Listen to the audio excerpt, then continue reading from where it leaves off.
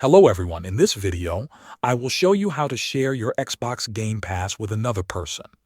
You can share an Xbox Game Pass subscription by setting your Xbox as the home Xbox for the account with the subscription. Start by signing in on the Xbox that you want to use as the home console. Make sure you sign in with the account that has the active Game Pass subscription.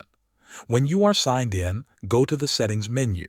Now open the General section, then choose Personalization. Inside this menu, select the option called My Home Xbox. Here you will see a setting that lets you make this console your home Xbox.